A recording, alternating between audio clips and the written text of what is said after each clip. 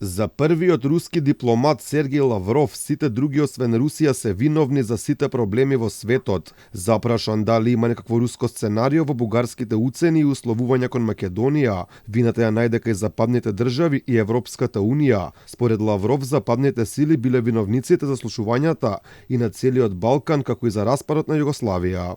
I'm no great expert.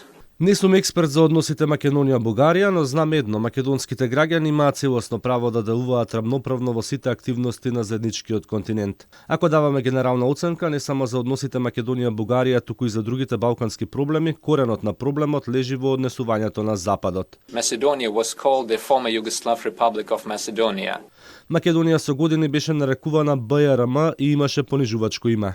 Знаеме што се случи и со името Северна Македонија, знаеме што е вистината. Вчерашното контроверзно однесување на Лавров продолжи во текот на денешниот ден.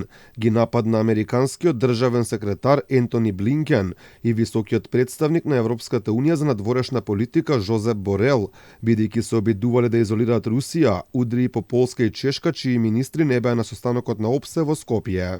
Блинкен го избегна состанокот, но јас себе сум тука, него не го гледам. Денеска госпоѓа Захарова ми покажа две различни фотографии објавени во македонските весници. Првата беше од вечерата кога сите пристигнаа на вечера, направиле фотографија за да објават во весници дека сите дошле освен Лавров. Останатите весници прикажаа фотографија од утринското отворање каде што бев присутен со сите мои колеги, но немаше украински министер ниту представници од балтичките држави. И за руската агресија кон Украина вината ја најде кај други. Според неговите зборови било подготвено примирие, но официјален Киев од поранешниот британски премиер добил порака да ја продолжи војната.